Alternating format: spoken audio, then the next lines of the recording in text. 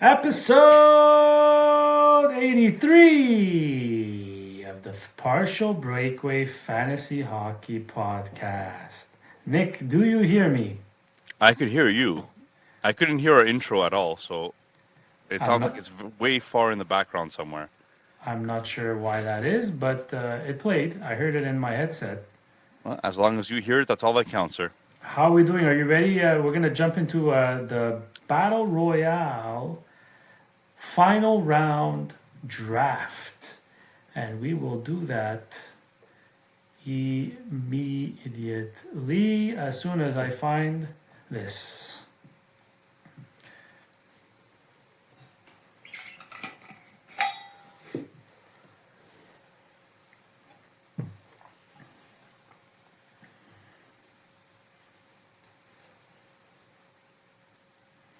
Congratulations to listener Umbi, listener Tino, co-host Nick, and listener Rooks for making it to the finals of the Battle Royale Fantasy Hockey Playoff Pool. Nick, thanks for keeping our rep a little, keeping the reputation of this podcast alive. Well, somebody had to be the expert, and it wasn't going to be you or Vince. So Well, Vince, he did make it to round two, but his strategy basically didn't pay off. He went with 9 players in the Carolina-Washington series. 6 out of the 9 were from Washington, so you could just imagine he did finish 10th. Honorable mentions to everybody else who participated. Hard Day's Night was just outside looking in 5th. But that was fun, and now this is going to be even funner. As for me, you all know by now, I very much aware. I did not make it through the first round, but it's okay. All right, here we go. Starting the draft in 5, 4, 3, 2, 1. Listener Umbi is on the clock. He's got the first pick. But, I mean, this has got to be McDavid, right? McDavid. There's number 1. I'm going to share my screen here so you could all follow along. Draisaitl goes 2. Nick, what are you thinking here? Is this Rantanen territory? So, I was even considering Rantanen if I had the second overall pick. Wow. Because I think, so we should reiterate for all the listeners, this draft not only encompasses the third round, the conference finals, but also the finals. So you're projecting and trying to pick players that are going to make it all the way to the finals. At least that's my strategy. Yeah. I want whoever's going to play the most possible games. And to me, I think my Stanley Cup favorite is the Dallas Stars. And I can't see how Rantanen is not the best pick here at pick 3 after McDavid and Draisaitl went. I agree with you 100% on that one. Thank you. It's about time. I actually, I think listener Rooks would have went to Rantanen. What does she do here? Whoa! The first defenseman off the board. So just a reminder, we are picking 7 forwards and 3 defensemen. Evan Bouchard goes pick 4 of round 1. Listener Rooks has back-to-back picks here. Nick, what do you think? Defenseman too early or justifiable considering there'll be another 6 picks before it's her turn again? Well, so it's very interesting because last year, I think for the finals, we had lowered it to 2 defensemen. But I kind of like having 3 defensemen for the 4 teams remaining, for the 4 fantasy GMs remaining. So you're picking basically someone from a first pairing somewhere and another defenseman, right? Probably a second pairing defenseman. But listener Rooks took the best defenseman that's still on the board. So it makes a lot of sense to me. And follows that up with Sam Reinhart, who got a goal in Game 7. I wonder if this has to do with maybe she thinks Florida will make the final.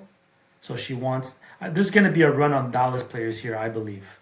I wonder if she thought the same here, or I don't know. But if she thinks Florida's going and she gets Florida's best offensive player, that could work out. You're right. Right now, I kind of have a little bit of a pickle, as there's quite a few players left that I like. Are you thinking a tandem here? I With the Rupe? Rupe is a possibility, but I really want to stick to my plan, and it's go with the teams that I think are going to be making it to the finals. Yeah. So I'm going to take Barkov here. I think Dallas and Florida are the two teams that are the most ready. Well, just to go back to the Reinhardt pick in not the Reinhardt pick, the Barkov pick, excuse me. He's got 3 points in 3 games played this year against Carolina. It's such a strange series because Sebastian Aho goes next. It's a strange series because they've played 3 games. Florida's won 2 of them 6-3, 6-0, and then Carolina's won the third one 3-1. But in the 2 games that Florida won, they were back to back in the month of November, and Spencer Martin was the goalie for the Hurricanes. Wow. On top of that, the game Carolina did win, it was Kochetkov. So they haven't seen Anderson at all this year. All right, so just to finish off round 2. So listener Rooks went Bouchard, Reinhardt back-to-back. Nick followed that up with Barkov, Aho, and then Rupe Hids goes to listener Umbi, who follows that up with the first pick of round 3, Miro Heiskanen. Are you surprised he goes before Harley here? I am a bit surprised. Heiskanen is coming back from an injury, and in his replacement, Harley had done really well, but Harley just went back to back here. So I'm actually very surprised. I wasn't thinking that this person would land to me, but I would be very happy in this case.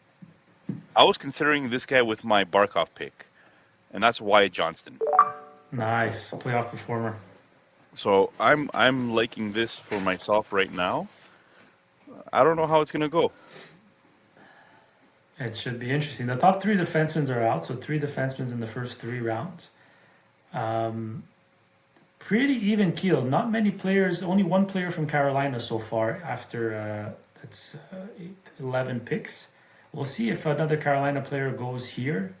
There he is, Seth Jarvis. I guess the consensus is maybe Carolina's not making it to the final, or is that too premature to say based off only 12 picks? Well, look, the way that they shut down the opposition against Washington, and they're rested, so they have a good chance, I think, to beat Florida. I just feel that extra gear that Florida gave against Toronto just couldn't match it.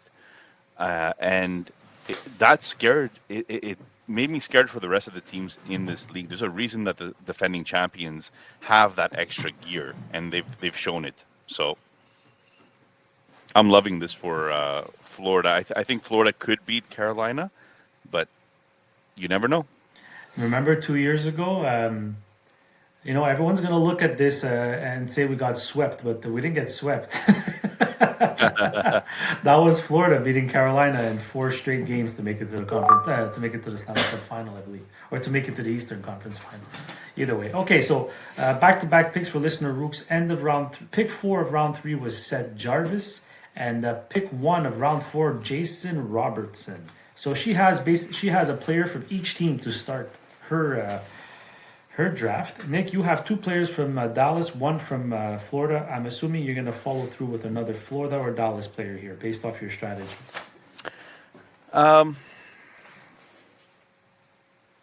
Yeah, it's hard. You don't have a defenseman yet. I do not have a defenseman yet.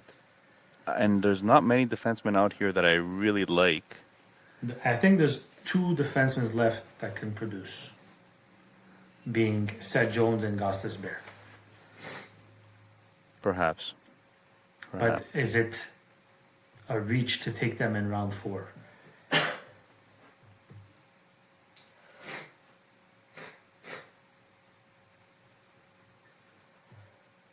Contemplating? What are you thinking here? So while you think, I'll go on and say, me and my stats. So Dallas and Edmonton played 3 times this year. Dallas won 2 of those games, 4-1 and 4-3. Edmonton won 1 of the 3 at 5-4. In 3 games played, there have been 21 goals scored, making it 7 goals per game. Wow. Sam Bennett. So you continue with the Florida Panthers here. Yeah. I was thinking Kachuk. Kachuk's been injured a little bit here, and I'm Yeah. not so sure that how healthy he is going into the next round. That scares me a bit. Um, for some reason, I still see Winnipeg as a choosable team here, but no players available. That's interesting. Um, Yeah, I've been having issues with that all night. yeah, I just feel that, at this point, I've started a trend. My first four picks are both from Dallas and Florida. We'll see if that trend continues, if I want to branch out a little bit, like just in case. As of right now, though, I can't be mad at my team. I have guys from different lines from my two favorite teams that are playing right now. Sveshnikov, I was wondering if the third member of that line, I think they put them back together if he was going to be selected. So he goes pick 3, round 4. Listener Ombi ends round 4 with Matthew Tkachuk, who you just spoke about in terms of injuries. And he does look a little slow. He doesn't quite look himself. He's not 100%, that's for sure. But can still be productive. Follows that up with Seth Jones. That's a good pick for Listener Ombi at this stage.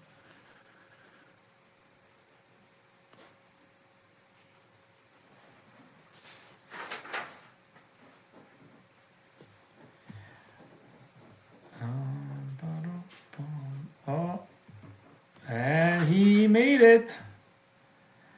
Co-host Vince is on. His mic is muted, so he needs to unmute his mic. Boom, boom, boom. What's up? Yes, there we go. Welcome to the party. Hey, thanks, Have kids, they say.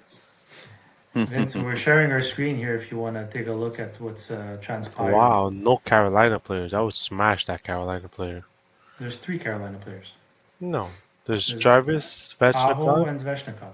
Where's Aho? Aho up there. Interesting. Oh, Nick, you're going OD strategy, I'm guessing. Yeah, well, yeah. It wasn't by design. Michael Granlund, he's looked good this playoffs. He has. Recency bias for sure. Nick, it's your pick. You've got 2 Florida players, 2 Dallas players, no defenseman. I'm guessing you're hoping at Dallas for the finals, Nick? Yeah. I am. I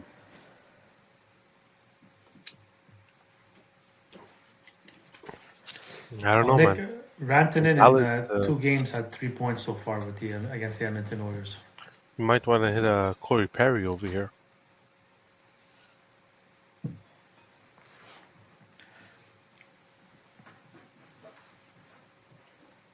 Matt Duchene, he's going with his trend. Dallas, Florida.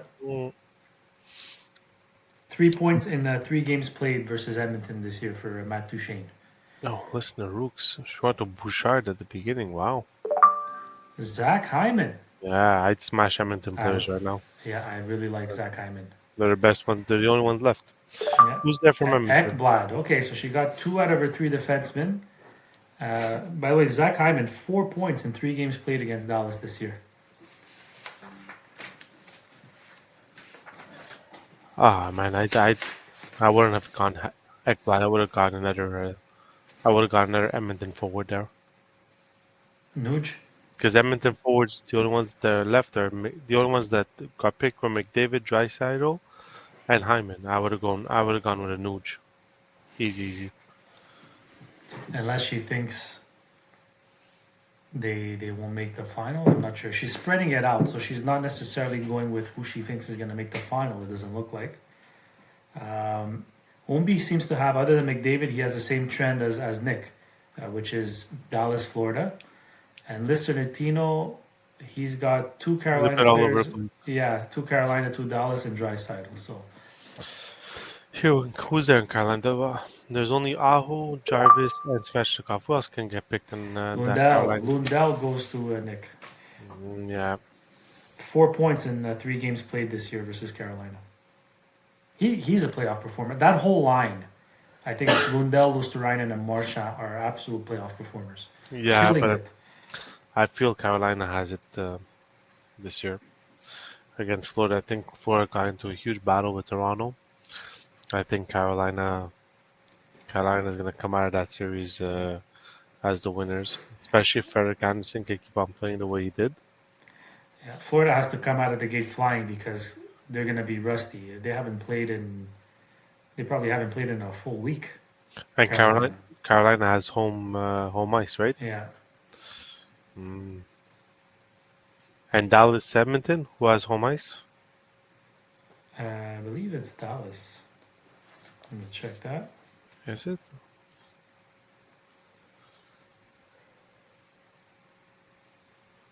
Yeah, Dallas. Gostisbehere. So everyone has 2 defensemen and Nick has none. Randy. Brad Marchand, Obi gets his guy back from last I'm round. guessing Umbi goes like Nick. He thinks it's gonna be a Dallas, Florida. He just took McDavid because he had no choice because he had the first overall pick. And so he goes with Marchand, Luster-Reinen back to back. Luster-Reinen has man. been unbelievable, actually. Rooks, smash those Edmonton players. Listen, the Rooks just smash those Edmonton players. Don't even think about it. Just smash them. Not literally, just smash them. Let's see what listener Tino does here. Nick, Lundell, any thoughts on your Lundell pick? Well, I have Barkov, Bennett, and Lundell. The So three the top centers. 3 centers on Florida. If any one of their lines gets points, I better get points. I wouldn't be surprised if it turns out just to be the 4th line in Florida scoring. Well, then you should have picked one of the defensemen or saved them for later. Well, at this point, I mean, everybody has 2 defensemen except me. It's kind of easy just to avoid it. Verhage. Wow, he lasted that long. You took Lundell over Verhage, Nick? Yeah, I did. Hey, no tips to wifey Rooks over there. We hear you.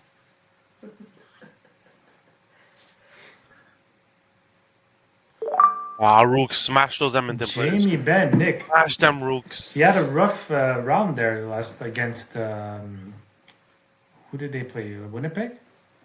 Yeah. Offensively, anyway. There we Nuge. go, Nuge. That's the way.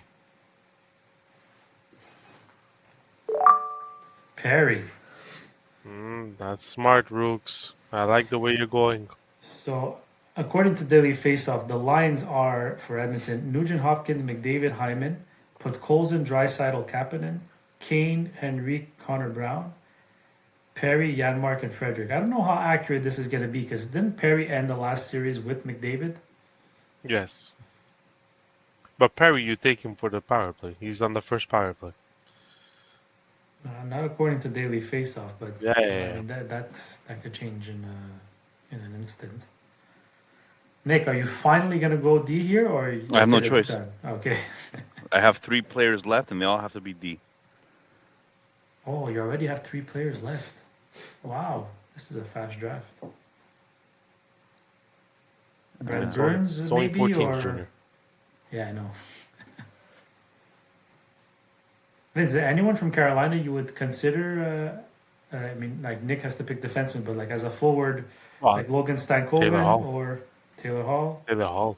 Yeah, I take a chance at Taylor Hall in this late in the draft. I take a chance at Taylor Hall. There's even Martinook always comes up big in playoffs. Could be Does Tyler Sergey go? You think, or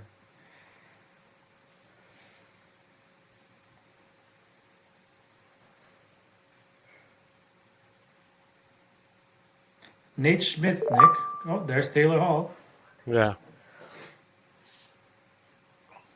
Yeah, so I was surprised that Nate Schmidt has so many points so far. He's outpointed all of the Florida defensemen other than Seth Jones, I think. Interesting. And There's And there's Sergey. one. And there's one of my boys that's missing in his bedroom. That means he came downstairs. He's gonna pop up on our screen, or No, I think Danny caught him coming downstairs. So just to give the listeners a little bit of feedback here, since this is a quick draft, we're going to go straight into the podcast after that with our odd man rush. And then after odd man rush, we're going to continue the post mortem for the round one teams. Yeah. And then we need to start round two post mortem as well. Yeah, that'll start Probably next next episode. week. Yeah. Yeah, because I don't think these series are all going to be done in 4, so we'll have time. And it's going to be a lot less teams to talk about for the next round. So we might Exactly. even be able to do all the post-mortem from round two. Toronto's going to be a big talking point. I know it for sure. We've been discussing it since the moment they got eliminated with all our colleagues over at Project Llama, where half the league is in Toronto, half the league is in Montreal. Go, Connor Brown made Umbi win that league first place in the second round. Who else is going to be there? Vince, out of curiosity, we'll preview the series later, but you have Carolina versus who in the final? I think it's Carolina Edmonton. Or if it's in. I think. Jacob Slavin. Yeah, I don't. I think Florida gave it their all with Toronto, and I know they're a big team. They're a good team, but Carolina is a well-balanced team when it comes defensively. Their defense is much better than Toronto's defense, so I feel they just need that 1-2 goals, and then they're just gonna lock it down. Like Nick said, I think it was last episode. They're almost like the New Jersey Devils of the '90s with Jacques Lemaire as their coach. So, and Edmonton. If Edmonton gets decent goaltending, that's all they need. I mean, me and Nick were talking in the car today, and I was like, if you think of Pittsburgh when they won their cups, who did they have? They had Crosby, they had Malkin, they had Letang, and then they all. Yeah, but Kunitz was good because Crosby made him good, right? Yeah. And they had Fleury. That's the only thing Edmonton doesn't have because Edmonton has McDavid. They have McDavid, who was Pittsburgh's Crosby. They have Draisaitl, who was Pittsburgh's Malkin. They have Bouchard, who was Pittsburgh's Letang. They have Nuge, who can be Kunitz or Gensel. Like the teams seem very similar. The only problem is Skinner and Picard together don't equal Fleury. So with Edmonton, it all depends on their goaltending. They need one of their goaltenders to really get hot, and then they can make a run at this. Well, he ended the series hot. What is it, back-to-back shutouts for Stuart Skinner? I feel too many people are just automatically putting Dallas in that finals of the Stanley Cups. Oh, Ooh, 9, 8, 7, 6, 5, 4. Pressure her. Do I Pressure. need to pause? Pressure. I had 20 seconds left on my She took Orlov. So our final picks, listener Rook's final picks were Mason Marchment and Dmitry Orlov. Nick, your final pick as a defenseman, were you leaning Orlov there? I know you like him for his quantity of shots there, but... I did like Orlov. There's one more guy that does a lot of shots. Would you consider Ekholm at all here? He's back this series, so it's official he's going to be back. He always chips in here and there. I know you don't have any Edmonton players. All right, there it is. I know. No Brett Burns, huh? No He hasn't Brett. done anything. He has 0. Brett Burns is really turned into a defensive specialist. He has a nice beard.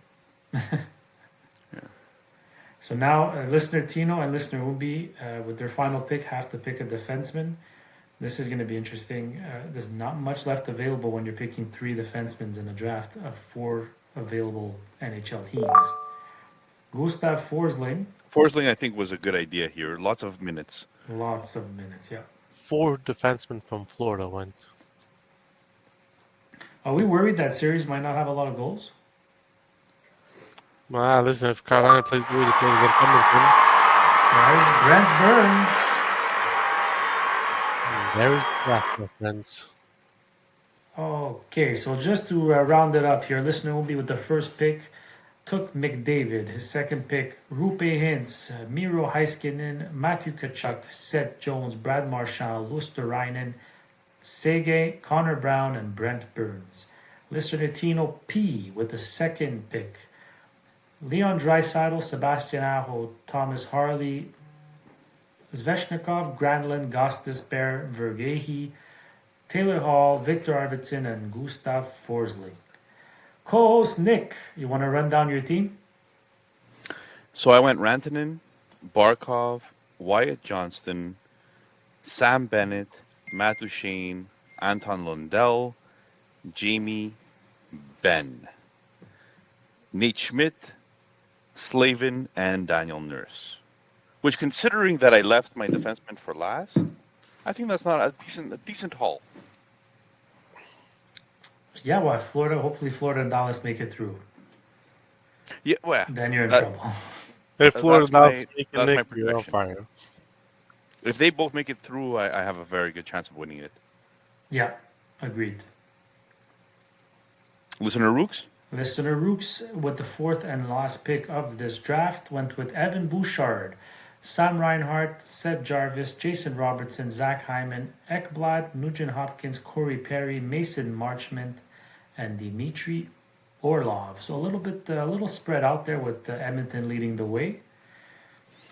So if Edmonton makes the final, I think she's in a good spot there. But both these series are going to be really fun. Yeah. I think it's going to be a lot of fun for sure.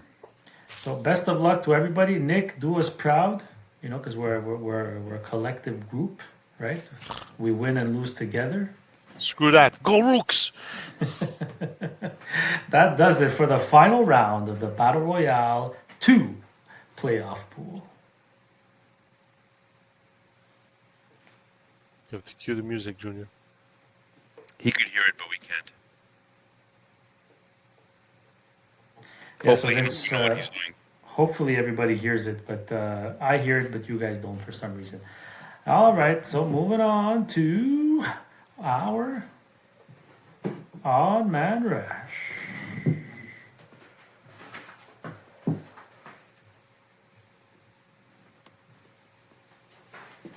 All right, ragazzi, we shall start with a few headlines here. So this is where we take news, notes, trends, and headlines of the NHL and give a 30-second take, which usually lasts 3 minutes. Very short Odd Man Rush this week, guys. Tocchet signs with the Flyers. Adam Foote, new head coach of the Vancouver Canucks. Your thoughts, Vince?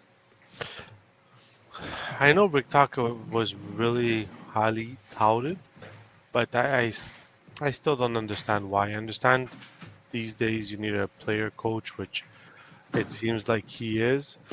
But I honestly, listen, assistant coach with Tampa Bay was doing well. Then he went with Arizona, and well, in that situation, he did what he could in that situation. But I mean, he made the playoffs, 3 times? Or 1, 2... Twice, 3 times as a coach. I don't know. Out of 8 years that he was coaching, I don't understand why he's so highly touted. He's going to another team that's struggling. I don't see Tocchet bringing this team to the playoffs next year, especially in the East, which is a powerhouse. Like, imagine next year in the East when the Rangers become noticeable again. Who's getting out of the playoffs to make space for the Rangers next year? If Boston is just retooling, like they're gonna be like, I don't think Philly is even close to being a playoff team, and I just don't understand why he was so highly touted. That's all. I'm curious to see what the results will be in Philly. Nick, any thoughts? Adam Foote supposedly was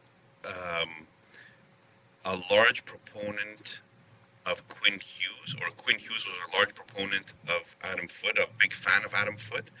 All the moves Vancouver is doing right now is to ensure that Quinn Hughes is happy and hopefully stays with the team. So Adam Foote's a big part of that. So let's see what happens there, because I'm curious to see how he is as a head coach. Hopefully, he has the buy-in of his players, and it's our first time getting a glimpse of this. So let's see what Adam Foote can do over there in Vancouver. Tocchet is like the worst-kept secret going to the Flyers. We had said it from the beginning. I think we actually knocked it out of the park with a few of these guesses that we had a couple of episodes ago when it came to free agent coaching or coaching vacancies, I should say. But yeah, happy to see Quinn Hughes happy. Let's put it that way. Long Island, the Islanders have basically a final two. It's a race between Bergevin and Darche, who both got second interviews this week, which is pretty much what we've heard and kind of predicted too. Vince, we know how you're not fond of Bergevin from his time here in Montreal. You've expressed how it's probably not a good idea. He goes to the Islanders, who have the first overall pick.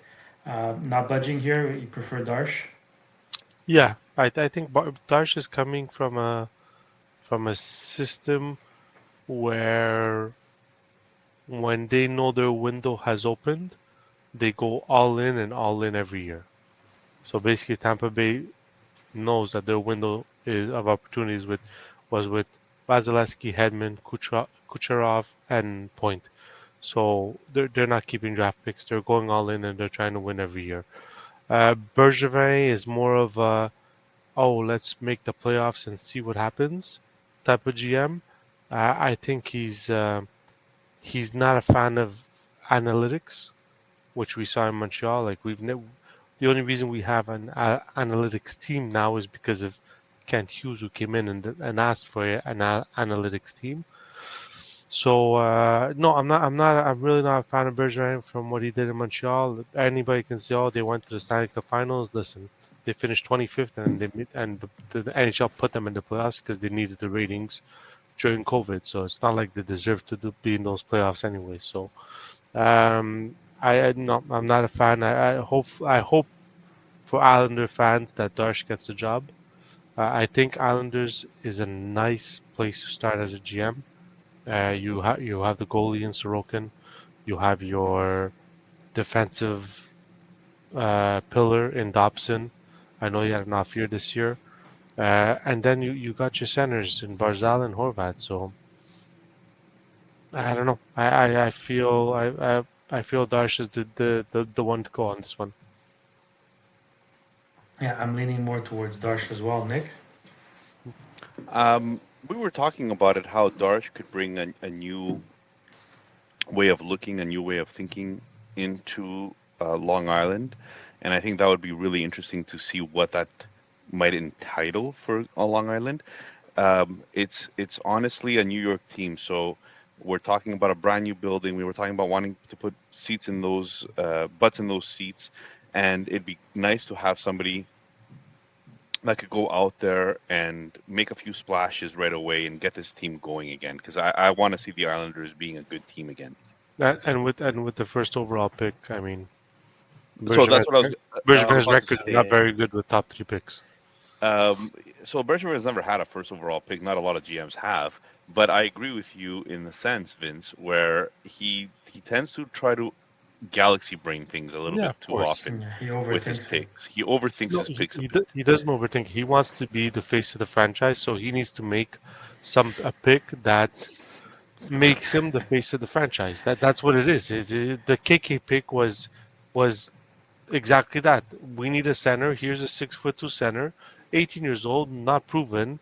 But hey, why take Brady Tkachuk? Let me take KK, because if he becomes the star, then they put a statue outside of the Bell Center of me. But if it becomes what he is, your statue goes in the bathroom. So you guys could tell that Vince is very passionate about this topic of Bergevin, but we'll see what happens. I mean, second chances sometimes come out to be very good for certain people, so we'll see.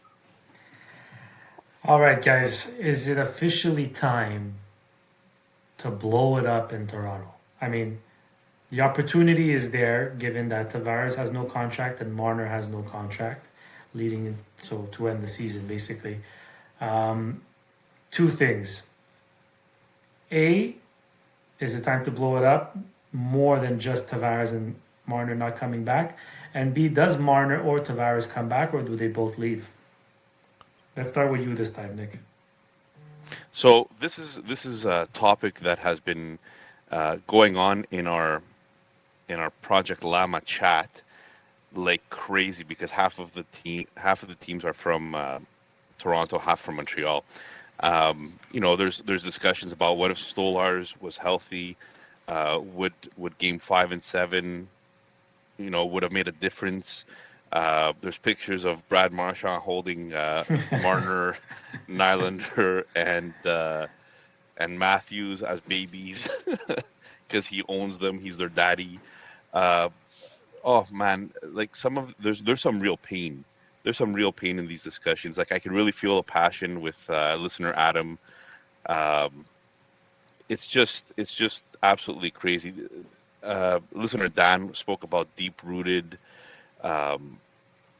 like foundational blemishes on this team, and I think the end result was that you can't keep running it back with the same core four, making all that money, and then you don't have enough to build around them, right? I mean, I think they made some really smart moves with Woll and Stolarz being such low salaries. They had Matthew Nyes on a rookie contract. They picked up great additions with Oliver Ekman-Larsson, Tanev.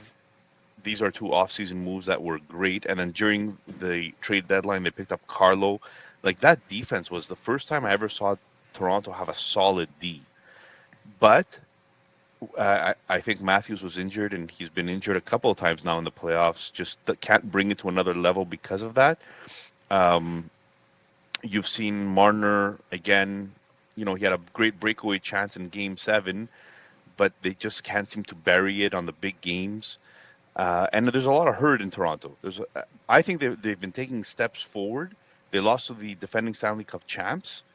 But I kind of understand them when they turn around and say, look, take that $11 million that Marner was making, get a couple more middle six pieces, that might help, instead of four guys making up the majority of your cap, and then you don't have enough room or money for anything else. Yes. Listen. You can't always bring it back. You've brought it back for enough times that it's Since time 2018. it's time that they realize that it's time. It's time. The way Matthew Nyes played in the playoffs, to me, they have a new core three, which is Matthews, Nyes, and Nylander.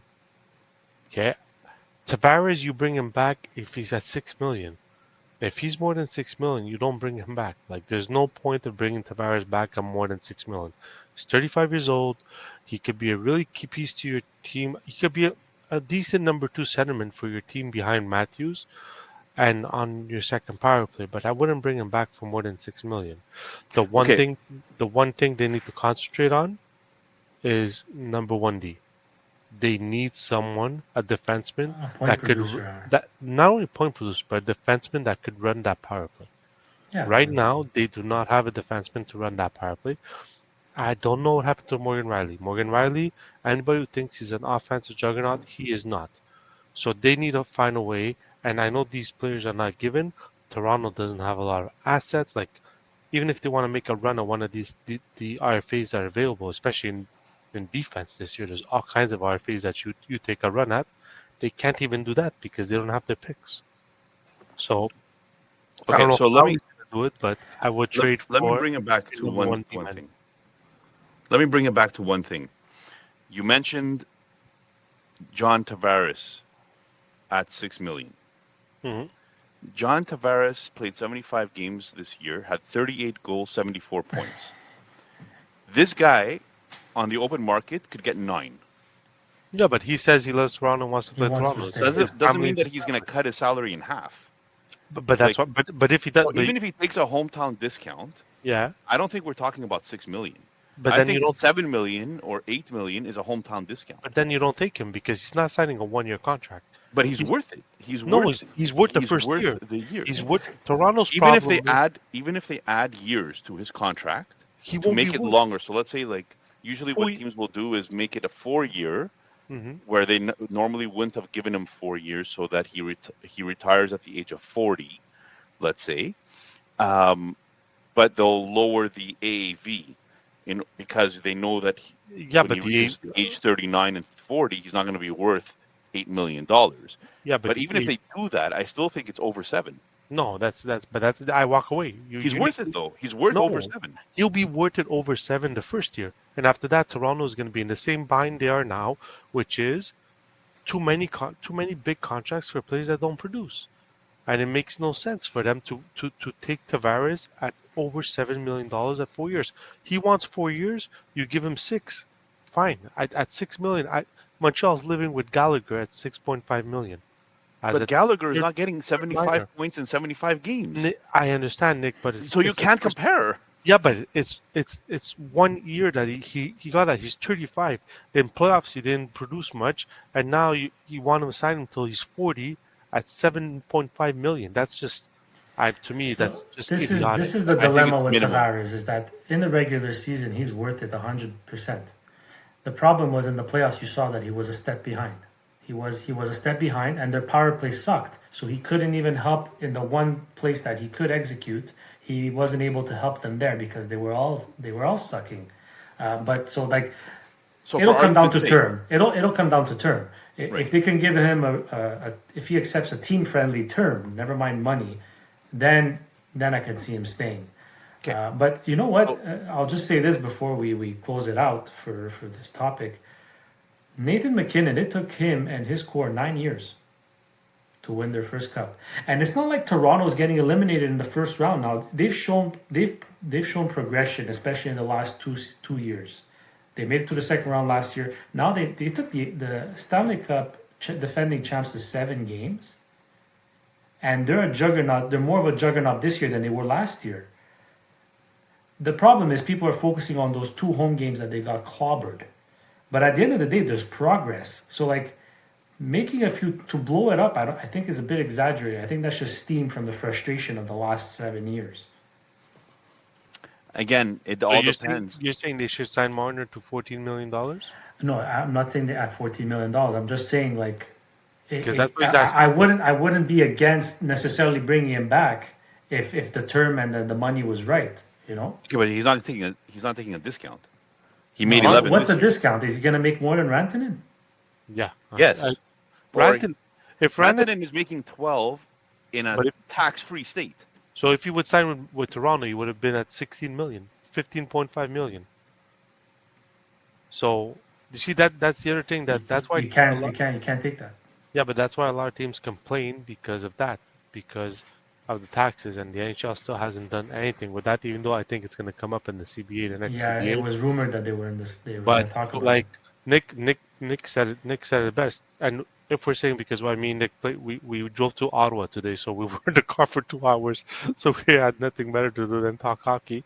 But Nick said it. He goes, if Marner wants the podcast in the car. yeah, imagine if Marner wants a team that he can compete with, still win a cup right away, he goes to Vegas. Yeah, I think Vegas was the only logical fit that I actually saw, because they will trade people to make room for him. So I'm not worried about the salary cap in the offseason for Vegas. They'll trade They're their mother and their grandmother. state.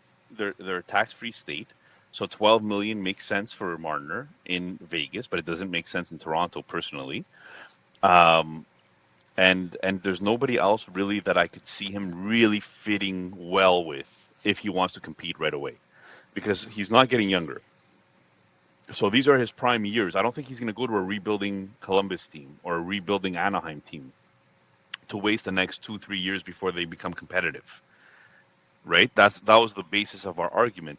We were saying if he's leaving Toronto, he's going to another competitor. He wants to win. Vegas seems like the odds favorite in my book to win. Also, I just wanted to mention one more thing before we close off the topic, because this is a huge topic, obviously, and it's very relevant. Yeah, we're going to touch on it some more next week too. Yeah, but so we said we weren't willing to give let's say you're not willing to give Tavares 4 years at 7.5 or 8 million, right? Um, who's your second line center going into next year? Because we People, had like a 2.5 hour discussion in the car of who would Montreal actually get as a second line center because there's nobody freaking available. there's only Sam Bennett. There's there's But how people many automatically assume he's going to Toronto. But that's the how many like, teams need Sam Bennett? It seems like Exactly. everybody needs Sam Bennett. He's gonna get paid. Hey, Leo! Hey, we have Hi, a special Seals. guest on the podcast. Hi, For those of you that don't know, that is my godson that Vince is holding right now. And on the YouTube video, you will see him if you watch on YouTube. You won't see him on the podcast, Yeah, say but bye. he Good is night. waving at his two uncles right now, Good night. and he's quite excited that he good is That he's on up the at podcast. 10:30. that he's up at 10:30 at night because he had a nice little nap in the car. Parenting of the year. All right, we'll touch on Toronto again next week. But yes, you're right. Not a lot of second line centers available, Nick. All right, so now tomorrow, game one of Panthers Hurricanes. I mean, we touched a bit of it, like we touched on it a bit during the draft there. But let's start with you, Vince. You're favoring Carolina here, but like short series, long series. No, I think it's going to be a long series. Florida, I think Florida proved that even though if they're down, they're experienced enough to come back in the series. So I don't think it's going to be a short series. But I do believe that Carolina has the mental. Isn't this the Eastern Conference Finals of last year also? Both Eastern No, and West. 2 years ago. 2 years 2 years. ago when they So- swept the Carolina Hurricanes. Yeah, exactly. So I think Carolina is their team is built. I mean, I don't know how else to say it. Like Nick said, the New Jersey Devils. They're built, and the one thing with Carolina and Edmonton, the series all depends on their goaltending. That's what it is. If Frederik Andersen can play like he played in the first two rounds, Carolina has more of a shot to beat Florida than people think. Nick? So we were talking in the car as well during this. It was a very long ride. Who has Florida beaten? Florida has had the toughest road to the conference finals out of all the teams remaining in the playoffs. So Florida beat a Tampa Bay team that was a veteran team that has been to the finals before, and they beat a Toronto team that looked like it was the best Toronto team we've seen in years.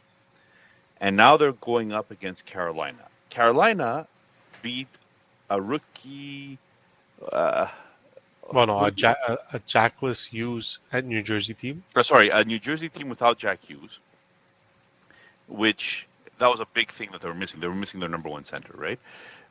So they beat them pretty handedly.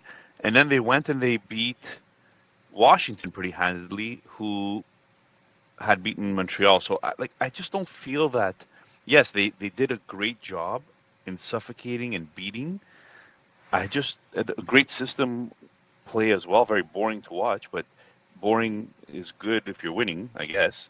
So I just don't know if they have the firepower though to beat a Florida team that has been to the finals, that knows what it takes, and just beat two juggernauts out of the way. They just seem too strong. And the only thing that worries me a little bit about Carolina is I'm not sure they have the game breakers. I really like Aho and Jarvis, but I don't know. I just feel like they're just a notch below. We'll see if that ends up being the difference. And now moving on to the Stars and the Oilers. This is a fascinating one. They're meeting for the second consecutive year in the Eastern Conference, in the Western Conference Final. Excuse me. Last year, Edmonton beat them 4-2. What do we think here? Does it just come down to goaltending, Vince, like you touched on earlier? For Edmonton, yeah. I told you, I'm comparing this Edmonton team to the Pittsburgh teams that won the Cups. The Pittsburgh team that won the Cups, I mean, they had Crosby, they had Malkin, they had Letang, they had Fleury. And then they had players around these players. Malkin and Crosby made some players careers. Crosby made Kunitz something he was not, which was a star elite player. And I think Draisaitl and McDavid do the same thing in Edmonton. I think Bouchard has proven that he's a solid defenseman in the back, point getter. Um, with Ekholm back, it solidifies their defense even more now. It's just what Stuart Skinner are we gonna get? The guy who posted 2 shutouts, or the guy who lets in the beach ball? So it'll be an interesting series. Nick? I'm doing social media posts, so I didn't hear a word. No, honestly, I did. This was another discussion we kind of had. Edmonton has the two best players in the world in Draisaitl and McDavid, and they're getting paid a good amount of the salary cap, but they actually perform. That's not a shot at Toronto; it's just facts. So when you have the two best players in the world and they overcome adversity each and every time, it's hard to bet against them. Having said that, Rantanen has been on fire, something to prove. Dallas is the deepest team I have ever seen, and they have the goaltender to boot. So, yes, they don't have a McDavid, but hey, they're not that far off either with a Rantanen. They don't have a Bouchard, but they still have a Harley who's been doing amazing, a Heiskanen who's doing very well, and they don't have Picard. I guess Ottinger is the way to go here. So it's give me goaltending, give me goaltending, give me goaltending, give me goaltending to move on. All right, that does it for our Odd Man Rush. Post mortem. We're going to go through the Eastern Conference team that were eliminated in round one. And so we're going to start with the New Jersey Devils. We touched on it a little bit before. The New Jersey Devils did not have Jack Hughes, and because of that, I feel we're half a team. They were missing their most important player. Don't get me wrong, Hischier, former first overall pick, was a good player as well. But when you're missing Jack Hughes, you're missing, I think, a lot of your dynamic playmaking that you needed, and you don't have a lot of it over in New Jersey. Jesper Bratt is the other guy that's good, but other than that, let's start with over and underachievers, guys, for the New Jersey Devils. Vince, who would you rate, either an over or underachiever for the New Jersey Devils this year? We're talking about playoffs, right? Or just Could be in general? Could be playoffs, could be regular season. It's really open mic for you. You just have fun with it. Nice. Open mic. Look at that. Open mic night. Listen, the overachiever I would say is Nico Hischier. I think he had a good season for someone who didn't go very high in fantasy drafts. I think his Jack Hughes being injured helped him a lot, but also made people say that he could be a really good 1-2 punch with Jack. I mean, 69 points in 75 games, 35 goals. He's been very consistent in the past 3 years, 31, 27, 35. So you can say he's a 30-guy goal scorer. So that's a great stat for a second-line centerman. So yeah, I'd say he's my overachiever. Okay. I don't know. I'm not sure if in my books he's an overachiever, seeing how he's done the same thing for a couple of years in a row now, but maybe Junior has a little bit of a take on that. Yeah, I mean, I think this is who he is. Close to a point per game, maybe not quite. 69 points in 75 games. He's close to a point per game. I think that's where he can live on a really good New Jersey Devils team. But for me, the underachiever, and it's been 2 consecutive years now, so I don't know how much of an underachiever it is, but Timo Meier. I expected more from Timo Meier. We were all high on him going into the season, thinking it was going to be a bit of a bounce back. 53 points in 80 games played. Just not enough. 26 goals, 27 assists. I don't care so much for the points. If you're not going to get like 60 plus points, then maybe at least get 30, 35 goals. That's what I was expecting from him. So For me, Timo Meyer is my underachiever for the Devils. Yeah, Timo Meyer, I think I agree with as well. He seems to have had the ability to be more than he is, right? He has the physical presence. He had one really good year in San Jose. It looks like he broke through, and then it just doesn't seem like it's translated since then with the New Jersey Devils. Guys, if we're going to be talking about the New Jersey Devils, we really need to know if they're a playoff team again next year, who is it that we're keeping an eye on that team for next year? Who do you guys think is somebody that's going to either rebound or have a breakout season? Listen, I think New Jersey is definitely a playoff team. They're, and I'm saying that because some other teams we're going to talk about, I don't believe are. So I think New Jersey is definitely a playoff team. I think a young guy that we should be looking at, or a guy for next year, is Luke Hughes. I mean, how can you not look at him? He got injured in the playoffs. It's going to be his third year in the NHL.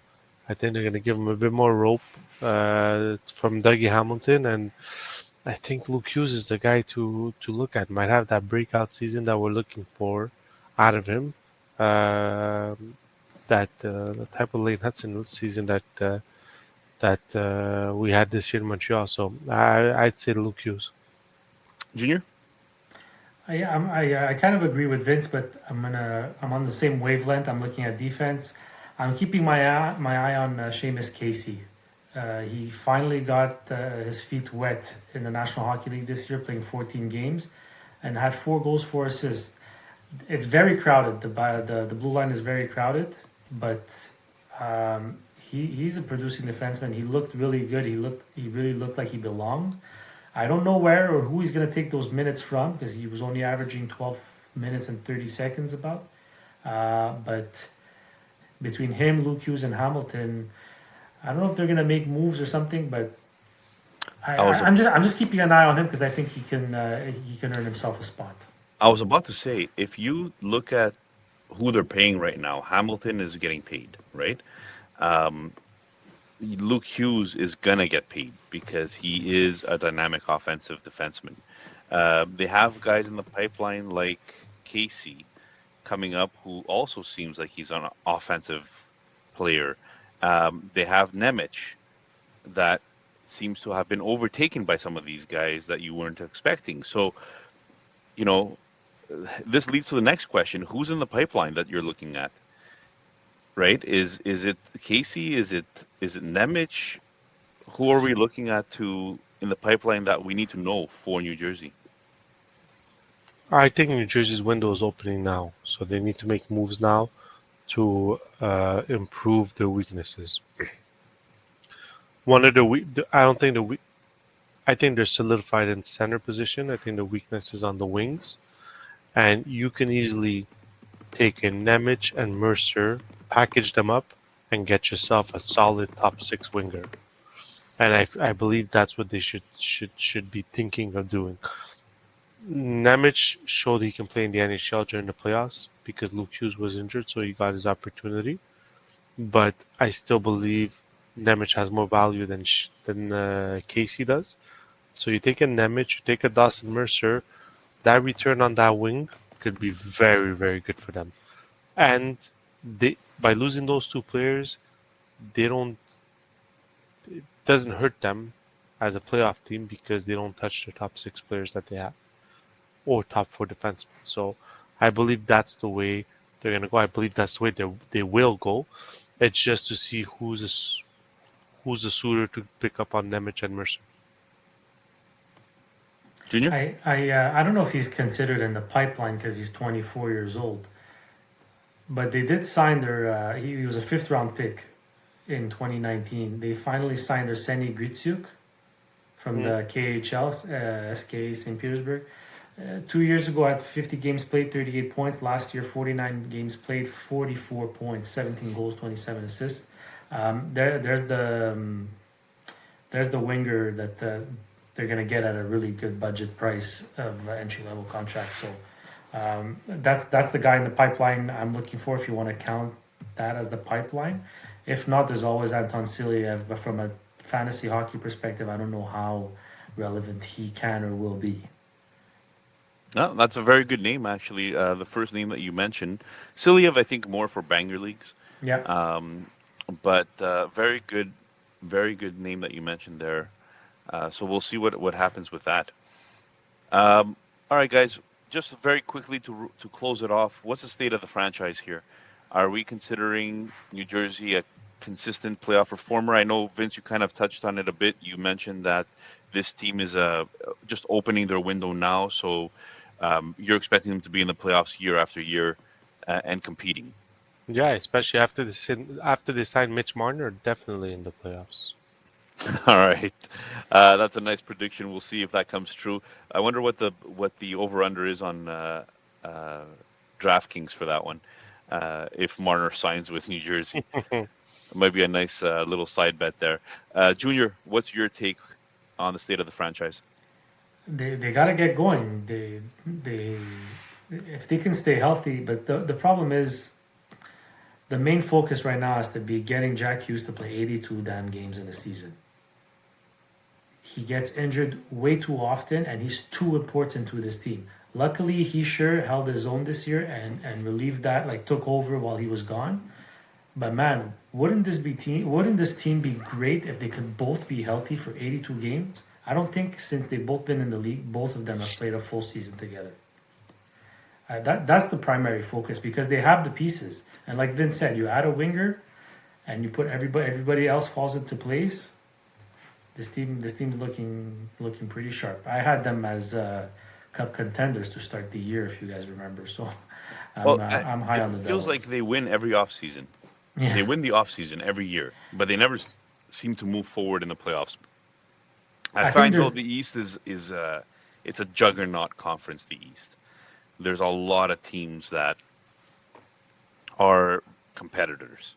There's not a lot of bottom feeding teams in the East. They got assets. They could make cap room. They need a big move. I think that's what Vince was insinuating here. And whether it's trade or UFA, they need a big move here that could propel them to the elite. Well, another team that is in the Eastern Conference that is window has maybe opened is the team not too far from us. Maybe 2-hour drive if you don't have an electric car and have to stop and have it recharged halfway through the drive. Did you guys get any intel while you were there, or? We did our research today. We did our research. It was the National History Museum, but still, the Nature History Museum. Ottawa Senators. Guys, historically the team has been drafting size. It's a team that, led by Brady Tkachuk, is a very physical team. I don't know if they're lacking, they have Stützle. I don't know if they're lacking maybe some more offensive firepower on that team. You guys tell me, though, who's your over and underachiever for Ottawa this year? Joe, you want to go first? Yep. Won't be long. Yeah, I should have mentioned Junior since Vince started all of the... I'm going to ask Junior for all of Ottawa to start because he loves Ottawa. And Ottawa fans love him. Okay, so my where were we here? Jesus, let me just look at this here.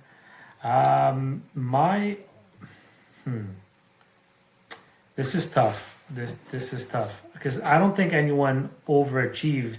See, because they're a team that's just trying to enter their prime, right? Like you said, the Brady Tkachuk has entered his prime. He's trying to stabilize his production.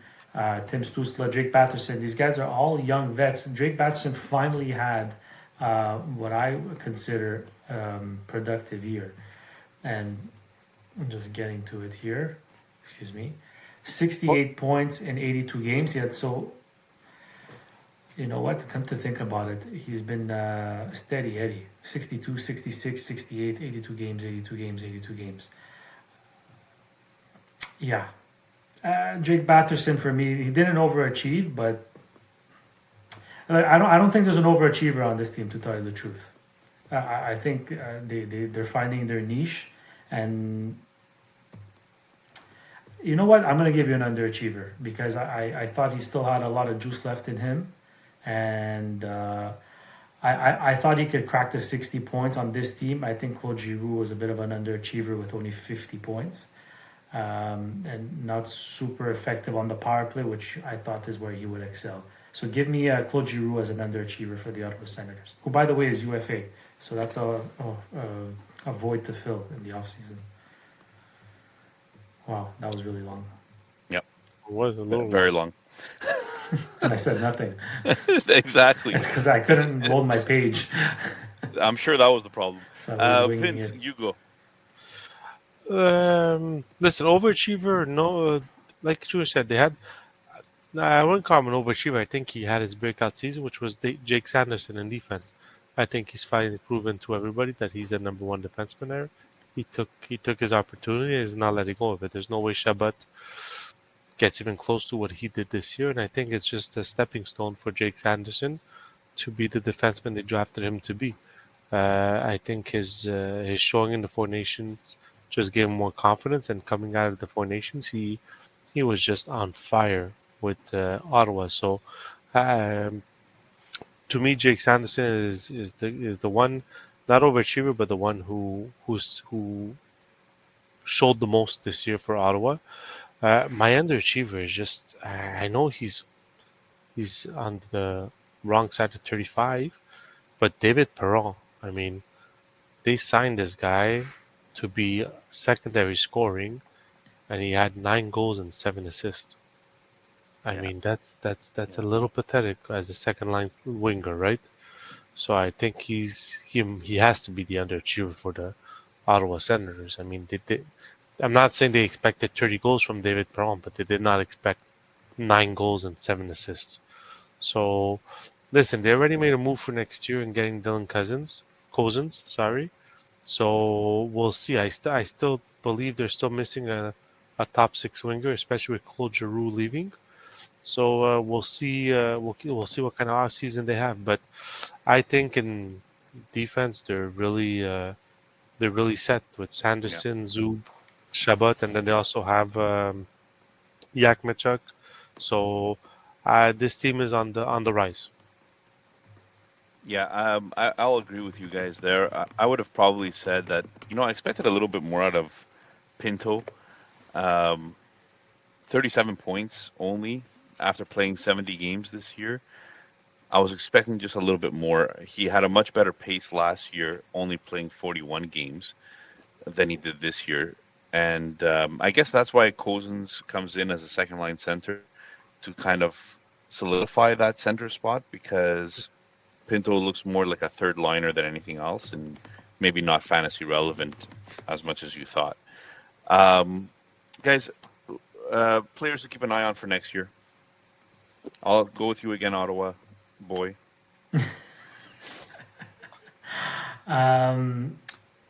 You know what? Give me Batherson. I want to keep your eye on Batherson. I think he has another level to his game.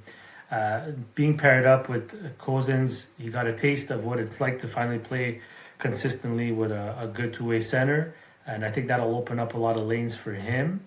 By the way, what a contract, eh? $4.975 million. Atherson is definitely one of my favorite players in Ottawa, and he finally has a really good running mate. Exactly. So I'm looking for him to take the next step. I think he can have a season worth of 75 points. I really believe so, and I think he can hit 30 goals for the first time in his career next year. Vince? I would go players to watch. I would go with Stützle and Tkachuk. I think Tkachuk might hit 40 next year. I think the Four Nations, just like I said, the Four Nations helped Jake Sanderson. I think the Four Nations hurt Tkachuk. But I think Kachuk's gonna hit that 40. That's the 40 milestone goal next year. And Stützle, listen, we're saying, people are saying Stützle had a bad season. He still had 79 points in 82 games. But I think as a first line centerman, they'd like it to be more in the 85 to 90 range. So you mean like a Nick Suzuki range? Yeah, exactly, like a Nick Suzuki range. So I feel if Tkachuk hits that 40 goal plateau next year, Stutzel will hit the 85 to 9 points because they're peanut butter and jelly. So Okay. Player to keep an eye on that is coming up in the pipeline, Junior. oof. There's not much here, so because That's because a lot of them graduated, right? exactly they've graduated. But there's the obvious one is Carter Yakimchuk. Yeah. Plays with the Calgary Hitmen. Is coming off a season of 17 goals, 32 assists in 56 games. Like he's a guy who could log a lot of minutes and has a wicked shot.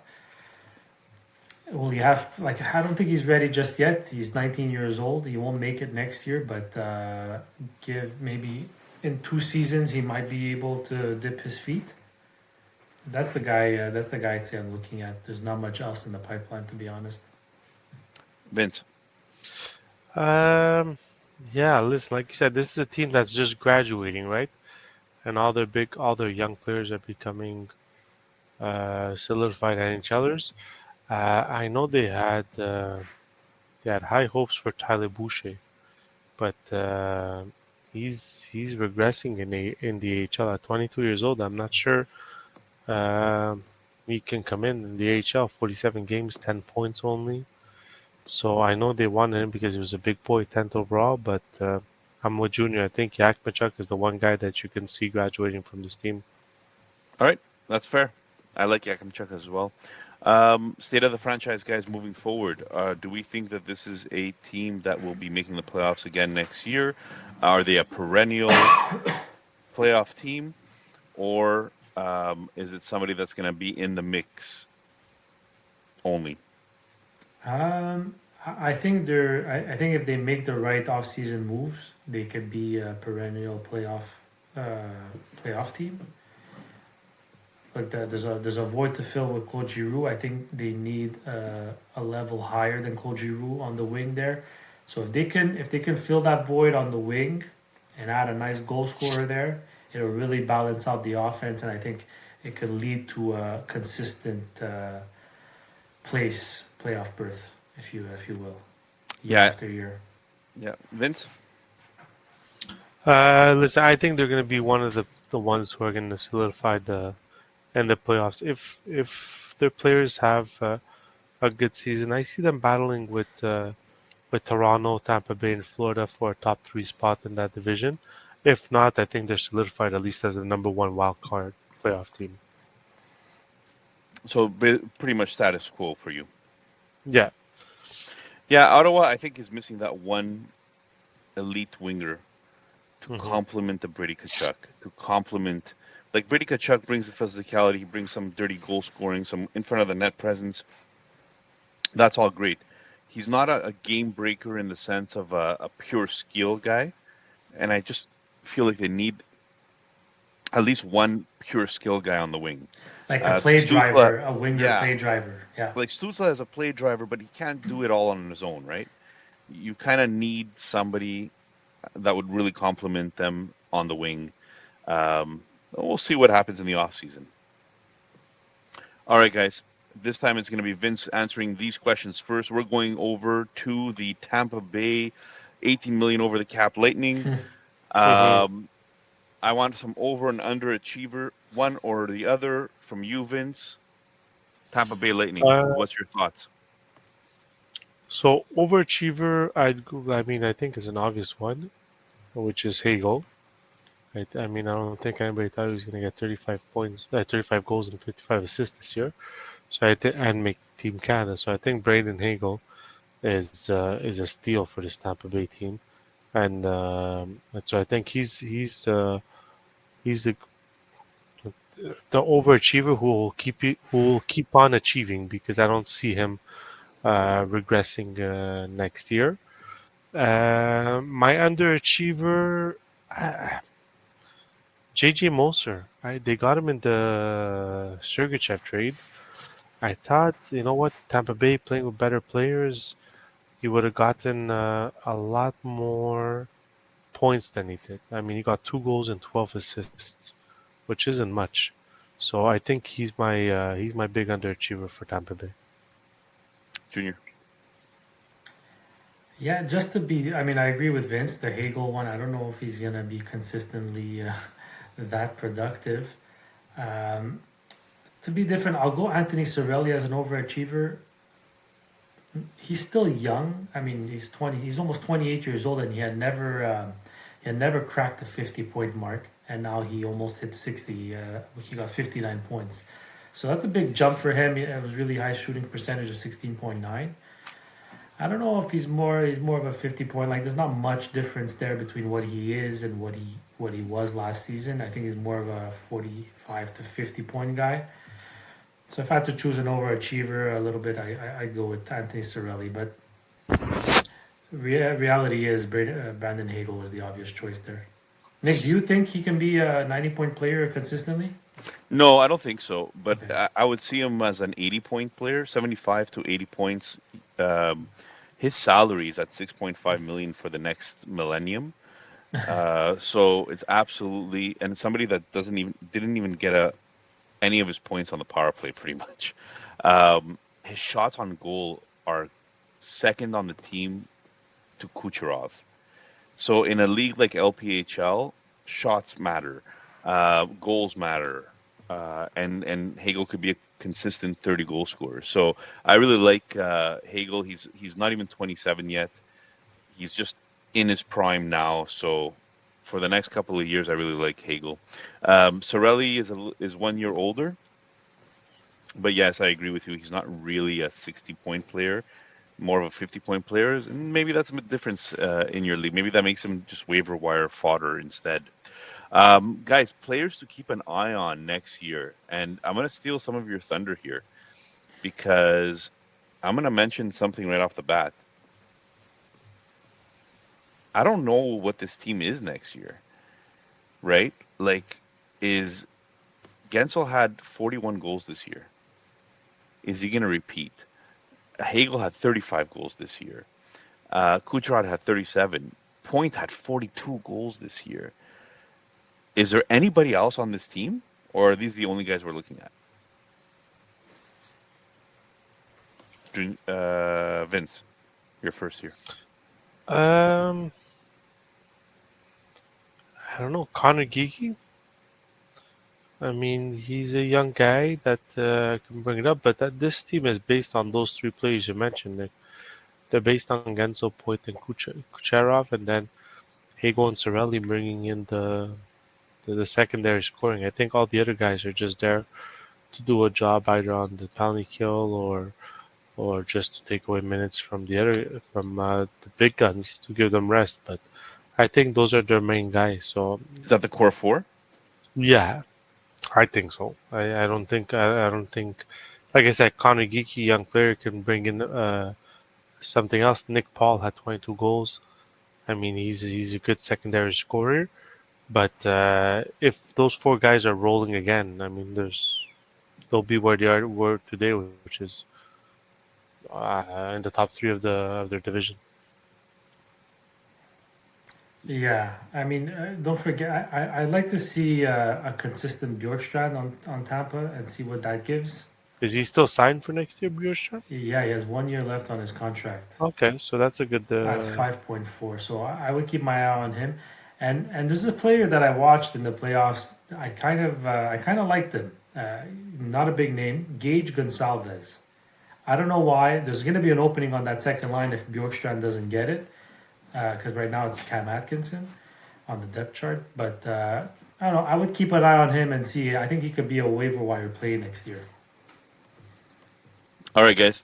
Next question for you guys for are the like, Tampa who Bay. the? Next player for the Tampa Bay Lightning. Who's in the pipeline that we should know about, Vince? Well, there's one player who doesn't want to be in the pipeline that we know about, which is Isaac Howard. He's That getting would've been traded, nice. right? Yeah. Yeah, getting traded. he His doesn't rights. want to. He He's doesn't want going to be traded. Well, yeah, because he said he's going to stay in the NCAA and then just pick his own team if Tampa Bay doesn't trade him, right? Yeah, From because what Tampa Bay told him you got to go play in Syracuse. They Yeah. weren't ready to bring him to the NHL. They said Yeah. no. Another McCourty who thinks they can just jump in the NHL and be the next Wayne Gretzky.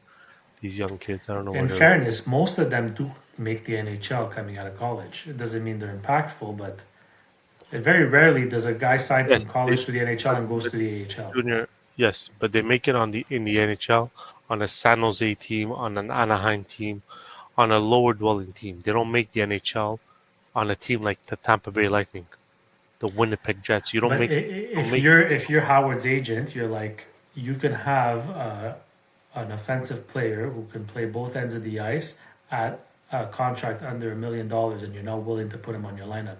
You have guys like Chafee Mitchell, Gage Gonsalves, who I just mentioned, Grigorenson, Connor Geeky.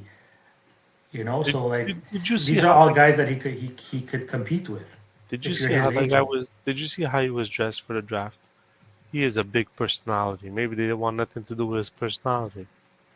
maybe. You But know. they would have traded him earlier. Not now. Now they're stuck just trading his rights, which is nothing. Well, no, because they still have. He still has 2 more years in college, if I'm not mistaken. No, he did 3 years, so he has another year in college. Then Yeah, he's but become then a they free lose him agent. for free. No, because you lose him to free when he's over 24. No. No, No, I we'd don't have think to so. look at that. I don't know about that. You guys talk. Let me check. Let me look at the stats. Anyways, in terms of Nick, I guess you're going to pipeline next. Well, that was They now. don't. Yeah, they don't believe. They don't believe in a pipeline. No, they don't because they've traded a lot of their first round picks, right? I mean, ever since the Ginot trades, where they traded a first, a second, a third, a fourth, a fifth, a sixth, a seventh, just to get Ginot. They did it again this year to get some guys back. But I really liked it this year because they got some Bjorkstrand, they got their center back. Why am I forgetting his name now? Yanni Gourde. Yanni Gourde back, so center depth there. Like I really like that they did that this year again. Other than Isaac Howard, the only other person, I mean, Vince already mentioned Connor Geeky as somebody that's potentially going to be on the team next year. Another name to look at is Ethan Gauthier, who's 20 years old, had a good year in the QMJHL with 62 points in 50 games for the Drummondville Voltigeurs. So they still have a couple of players. They're not completely bare. I wouldn't be surprised if they trade them too. So that's the end of the pipeline talk for this team. State of the franchise, guys. I mean, we know who this team is. They're a perennial playoff team that is a cup contender, year in and year out, I think. And they got eliminated in the first round. Is it near the end of their window? Or is it that they just ran into a Florida team that looks like it's going to be a defending champ, maybe even a repeat champ? You never know this year. Vince. Vince, you still researching or? No, listen. Like I said, I think they're going to be battling. It all depends the moves Julien Brisebois is going to make. He's not afraid to make moves. So Julien Brisebois, is going to make any move he makes. He's willing to sacrifice his pipeline to make this team better and win now. He sees that the window is now with Kucherov, Point, Kensel, Vasilevsky, and Hedman. So at the end of the day, he's going to make this team better, whether it's getting better depth, whether it's getting another goal scorer. He's going to make this team better. So this team will be in the top three of their division. I mean, the top three of that division is still going to be Florida, Tampa Bay, and Toronto. And you might have Ottawa, depending on the moves Toronto makes, you might have Ottawa in the mix. But to me, those are the three teams that are still going to be up there in the East, in their division. Junior, wrap it up. They're gonna make a move that's gonna make everybody go, "My God, I can't believe they got this player."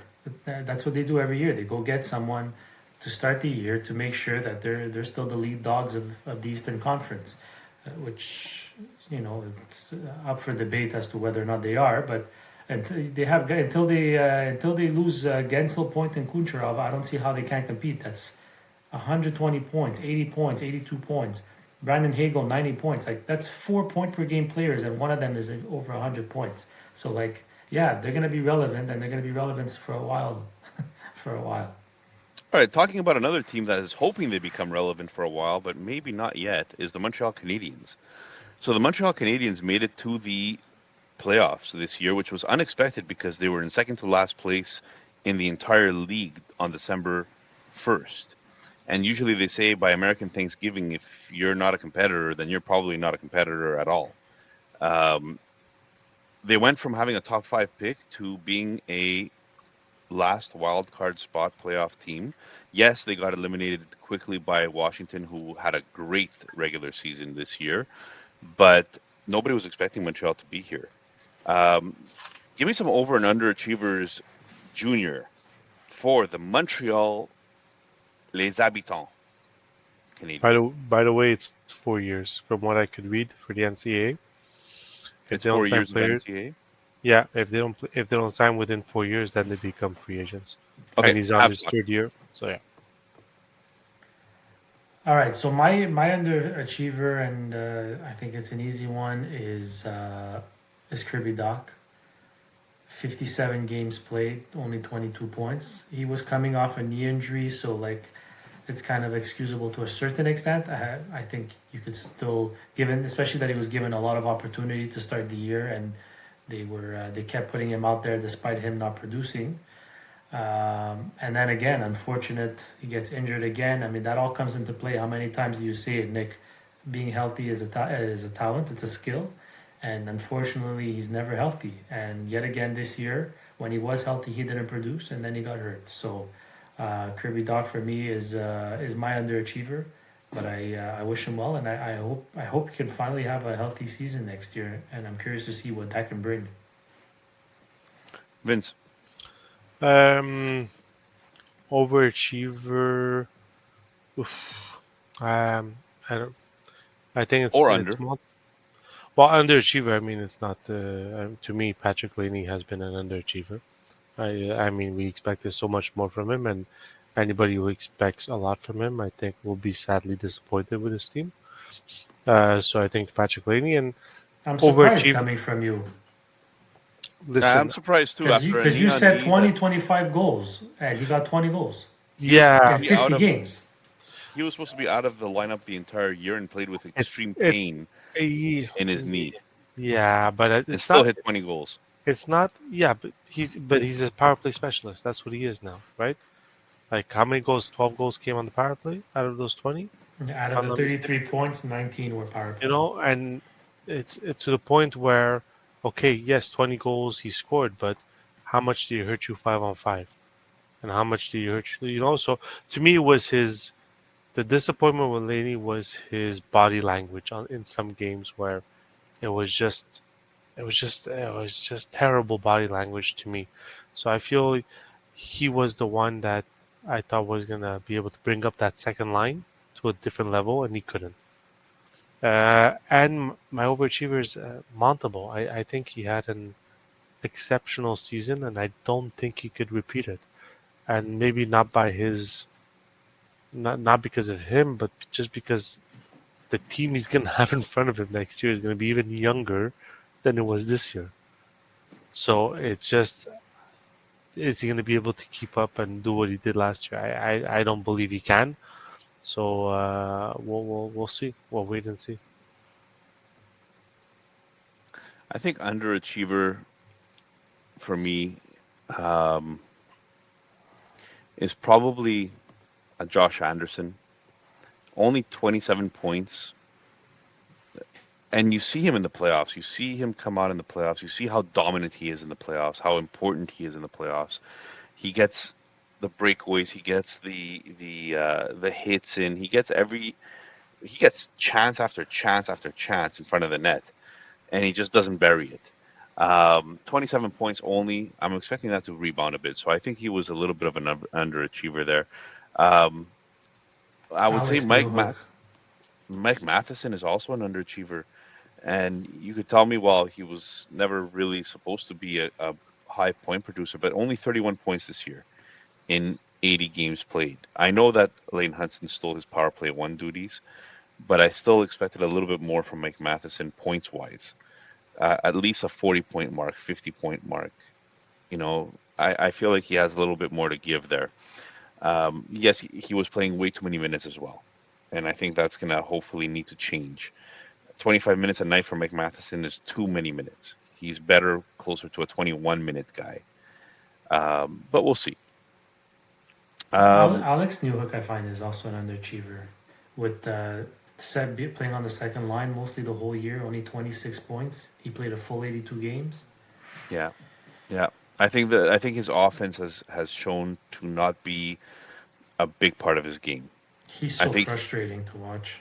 he's one of those players where his speed really helps him defensively, either on the back check or always being in the right lane defensively. But offensively, I don't know. I don't know if he has it in him to be a top sixer. His speed gets you off your seat, and you think something like Yeah. magical is gonna happen, and then like the play just dies. Mm. It's strange. All right, this is going to be a little bit easier players to keep an eye on for next year. Let's turn into a little bit of a positive, guys. We had a lot of underachievers there in the first one for a team that made the playoffs and probably shouldn't have. Okay, Vince, you want to go first, or I don't? Well, care. my guys, There's an obvious one. players to watch is Demidov to me. He came in with a lot of hype. Regular season to playoffs, he was a bit more quieter, but playoff is a different breed, right? So, I think Demidov and honestly Reinbacher, if he cracks this lineup, I'd be watching for him next year and see what kind of what he can do for that defensive core. I've got my eye on Slavkovsky. I think if he starts the season in October and not February, he can have a monster year, and that should lead to the Canadiens making the playoffs. And another guy I'm really intrigued about because he had a good year and he was really trending upwards until he got hit by a car. Literally. Literally, Emil Heinemann. He's not even 24 years old yet. He only had 18 points in 62 games, but he's got such an elite shot that I think, given the opportunity and chemistry on his line, he could be someone to look out for. He's a next year. big, strong boy with a really good release. Yeah, Really beautiful, good release. Beautiful. I could see him. I could see him maybe becoming a middle sixer. The older he gets, the more comfortable he gets. Because this was his first year in the league, and getting hit by a car could knock you back a little bit. Who's in the pipeline that we need to know about, guys, for the Habs? There's a few here. Vince mentioned Reinbacher, but my eyes are on Jacob Fowler. Jacob Fowler is the future goalie of this team for a long time. He's having really good numbers in the AHL, the few games that he played, and the AHL playoffs especially. Yeah, so my guy's Jacob Fowler. Vince? I'd say Logan Mailloux, but I don't if they're planning on solidifying that number 2 center line, I think Logan Mailloux is the odd man looking out, is the one who's going to be traded for that second line centerman. But if he's not, listen, he's had 2 good seasons in the AHL, so at one point you're going to have to give him his opportunity in the NHL to start. So we'll see, but I'd say Logan Mailloux. Well, I'll give a different name here, and he was just recently drafted, so he's still a few years away. But I think it's important to note that when Gorton and Hughes had their year-end post mortem, they mentioned in their press conference that they don't want to sign guys to that, for example, 2C role. And this is verbatim, right? It wasn't exactly what they said, but they don't want to sign guys that are going to block other young players from coming up eventually and taking that spot or earning that spot. So I would love to see Michael Hage eventually turn into the 2C. So I don't think that trading a boatload for a Zegras would make a lot of sense, because then you kind of knock Hage out of the running there for that 2C in the future. That's why I see maybe a stopgap like a Duchesne as a 2C, or an older veteran being our second line center until Hage is ready, maybe 2-3 years away, because he has the upside to become a real second line center. I also want to see a little bit from Joshua Roy. I think it was very disappointing his call up last year. He just didn't seem to have the pace to keep up in the NHL. And you know that he's an extremely smart player. You saw him in the World Juniors be very productive. So we need to see another step forward from Joshua Roy to become something in the NHL. He's only 21 years old, so let's not kid ourselves. He's very young still. Played 12 games this year with the Habs, only had 2 points. It's a 14-point pace, right? So you're hoping to see a little bit more from him.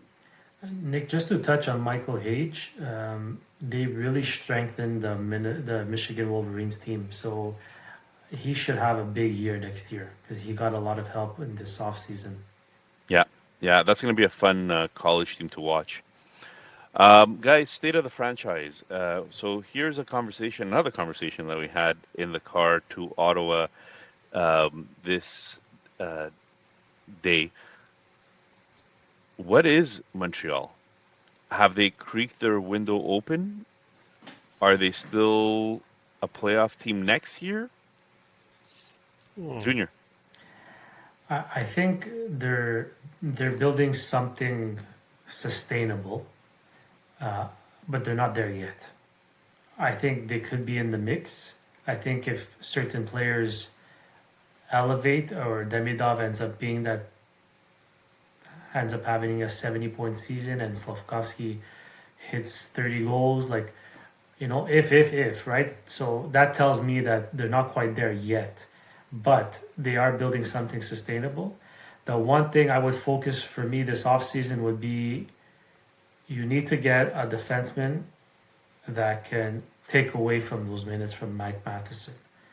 I think, example, you go get Ekblad. I think he's a UFA. You bring him into this roster and you alleviate from Mike Matheson. Now, what you do with all the other defensemen, who you want to trade to make space for the younger guys, fine, whatever. But I think a guy like Ekblad would solidify that decor, especially that you're going to be bringing in some young guys as well. So, and the loss of David Savard needs to be, I think you can't just put an 18 or 20-year-old in there. I think that needs to be another young vet. Vince. Here comes the hate. Listen, What's there to hate? No, I'm saying Oh. because of what I'm gonna say. Because now the problem, like I was explaining to Nick, I think the problem is some fans automatically think that Montreal is a playoff team now that they made the playoffs last year, and I think that's a wrong conception to make. I think this year they made the playoffs. They worked hard to make the playoffs. I also think some teams just didn't want to take the opportunity to go into the playoffs. And looking at the East, what teams do you see? I don't see Toronto Maple Leafs regressing. I don't see Tampa Bay Lightnings. I don't see Carolina. I don't see the Panthers. I don't see Ottawa. I don't see New Jersey regressing. The only team I see... You don't see Toronto regressing? No, not finishing first, but they're still a playoff team, Toronto. They're still going to be a playoff team. Washington, same thing. I don't see Washington getting 111 points. I still see them as a playoff team. But so that leaves one spot, and then you have, I'm going to say Detroit, but at the end of the day, Detroit's been trying to take that jump for the past 8 years. So the Yzerman plan has come from 5 to 10 years now, I think. So we'll see what happens there. But I do see the Rangers getting their screws tied in properly for next year. Islanders, like we spoke of them before, I think they have a solid team. They just need a few pieces. And listen, the wild card is Pittsburgh and Boston. Are they retooling? Are they rebuilding? If they're retooling, you have to consider them in the mix again next year. So 6 teams for one spot. Montreal's youth, I think, will play against them next year, especially in defense. Like you said, Junior, if they don't pick up a veteran defenseman and they just replace Reinbacher for Savard, I think it's a young team. It's still a very young team, and the biggest question of all is who's going to play second line center, and can Lane Hudson and Nick Suzuki have the seasons they had this year? Yeah, so in that sense, I would say the state of the franchise is that they're on the up and up, but there's no guarantees that they're going to make the playoffs Exactly. next year. Hughes would have to go out and really obtain a couple of pieces, at least one defender, maybe an upgrade even on Savard as a defender, you would need to get another center veteran to play with Demidov. You need somebody to play with Demidov. If it's Doc, fine, but he hasn't shown that he can stay healthy enough right now to do it. So I don't think that you're moving forward with a Doc on that spot. Maybe Doc on the wing on that line would be better, and Demidov on the other wing. But you still need that second line center. So the state of the franchise, if they get those pieces, I think they're in a much better position to make the playoffs again. But that's a lot of maybes. If they get a Dobson, I would say that makes them a lot more of a competitor, 100%. Than they are right now. So still, you're expecting some progress from some of these young players. Another year in the league, another year getting better. The defensemen are another year older. They're getting a little bit better as well, reaching their primes. They're not there yet. There's a lot to look forward to in Montreal. Lane Hudson, another year, a year of Demidov. It's going to be fun to watch. But I don't think perennial playoff team is where they're at right now. Not yet. I want to see them do an offer sheet. They have way too many draft picks not to make an offer sheet this year. You just have way too many. You have 2 in the first, 3 in the second, I think 3 in the third. Like, just make an offer sheet. Like, Sentiments, there's McTavish, there's Marco Rossi. There's just players that defense. Just make an offer sheet somewhere, just to see for shits and giggles and see what happens. You have them, so you don't need more draft picks. So just make an offer sheet, just to see. If they don't trade them for a player or offer sheet or whatever, I would like to see them trade both those picks to move up into the top 10. If you're gonna draft, then try to move up in the draft. But I have a question for you guys. I came across, I think it was Marco D'Amico who brought it up on one of his podcasts. Michael Granlund, UFA, 33 years old. Do you guys like that as an idea as a number 2 center? Sure. As a stopgap, 2 years, no problem there. I don't mind the veterans for this team. I think they could use some veterans. Yeah, if you're not gonna get in your numbers second line center slot, if you're not gonna get a player in his prime, like a real number 2 centerman, then I agree with Nick. You go for a veteran. We still have veterans on the team. You still have the Gallaghers. You have the Josh Andersons, but you're losing Dvorak. You're losing Armia. You're losing David Savard. Like, you're losing a lot of veteran leadership, which young teams need. So I don't mind it, but do I think them getting Granlund will push them automatically to a playoff spot? No, I don't believe so. Yeah, and another thing that Marco D'Amico said, I think it was on the Sean Starr podcast, was, who are you trading those 2 first-round picks to in order to get a defenseman or a centerman? Because there's a lot of the teams that have players available are not looking for draft picks, right? Like Columbus or Anaheim, they have enough draft picks out of the wazoo. They don't need draft picks. There's very few teams out there that are trade partners right now for the Montreal Canadiens. Maybe a rebuilding Pittsburgh team, but it's not gonna be Crosby or Malkin, in my opinion. Stop it! It's gonna be Crosby. I don't know.